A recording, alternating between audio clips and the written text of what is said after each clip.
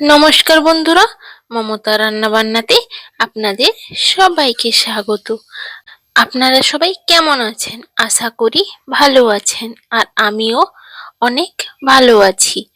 আজকে ঝিঙে আর 1 কাপ মসুরের ডাল দিয়ে এক দুর্দান্ত স্বাদে রেসিপি বানিয়ে দেখাবো, যেটি গরম ভাতে কিংবা রুটির সাথে দুর্দান্ত লাগে খেতে। এই রেসিপিটি থাকলে আর কোনো মাছ বা মাংসের প্রয়োজন হবে না, এটি এতটাই দুর্দান্ত লাগে খেতে। তো যারা যারা আমার চ্যানেলে নতুন আছো তারা অবশ্যই চ্যানেলটিকে সাবস্ক্রাইব করে নেবে এই রকম নতুন নতুন সহজ রেসিপি দেখার জন্য। তো চলুন ভিডিওটি শুরু করা যাক। তো প্রথমেই আমি ঝিঙে পরিমাণ মতো নিয়ে নিয়েছি, আপনারা আপনাদের আন্দাজ অনুযায়ী নিয়ে নেবেন। এবার ঝিঙেগুলোকে আমি এইভাবে কেটে নিয়েছি। এবার এটাকে আমি সাইডে রেখে দেব। এবার অন্যদিকে একটি পাত্রে আমি 1 কাপ পরিমাণ মসুরের ডাল নিয়েছি।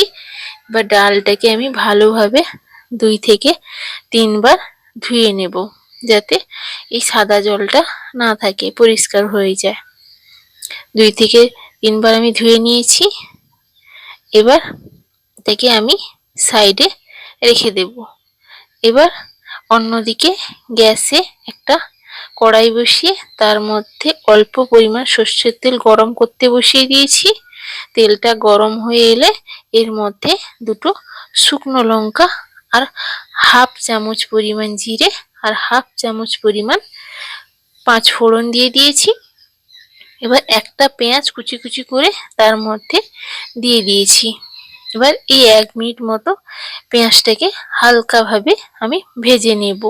পেঁয়াজটা যখন হালকা ভাজা হয়ে যাবে, এবার এর মধ্যে আমি একটি টমেটো কুচিকে দিয়ে দেব।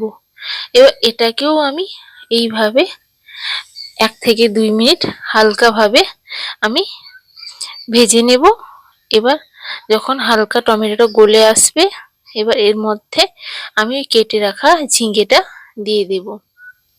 এবার ঝিঙেটাকে মশলার সাথে ভালো করে নাড়াচাড়া করে আমি মিশিয়ে নেব।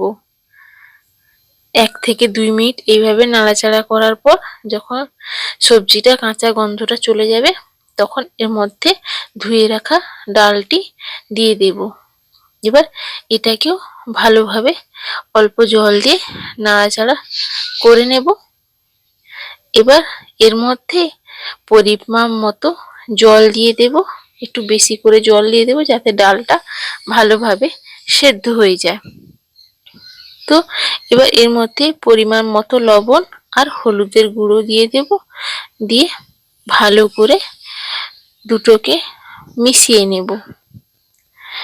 এই রেসিপিটা কিন্তু দুর্দান্ত লাগে রুটি কিংবা ভাতের সাথে। একবার এইভাবে বানিয়ে দেখবেন, সত্যি সবাই খুব প্রশংসা করবে। এবার ঢাকা দিয়ে দেব 5 থেকে 10 মিনিটের জন্য লো টু মিডিয়াম ফ্লেমে, যাতে ডালটা ভালোভাবে সেদ্ধ হয়ে যায়। তো এখনো চ্যানেলটিকে সাবস্ক্রাইব করেননি, চটজলদি চ্যানেলটিকে সাবস্ক্রাইব করে নিন। তো এখানে আমার 10 মিনিট মতো হয়ে গেছে। তো দেখুন ডালটা কিন্তু একদম সেদ্ধ হয়ে গেছে, আর ঘনত্বটাও একদম পারফেক্ট হয়ে গেছে। আমি এইরকম ঘনত্ব রাখবো। আপনারা চাইলে এর থেকে বেশি রাখতে চাইলে বেশি জল দেবেন, কম রাখতে চাইলে কম জল দেবেন। তো আমি গ্যাস অফ করে প্লেটে সার্ভ করে নেব। তো চলুন এখানে আমি প্লেটে সার্ভ করে দেখাচ্ছি ঘনত্বটা কেমন হয়েছে। এইরকম কিন্তু ঘনত্বটা আমি রেখেছি, এর থেকে বেশিও নয় আর কমও নয়। এইরকম ঘনত্ব থাকলে রুটি বা ভাত দুটোর সাথেই জমে যাবে। তো কেমন লাগলো আজকের রেসিপিটি অবশ্যই কমেন্ট করে জানাবেন।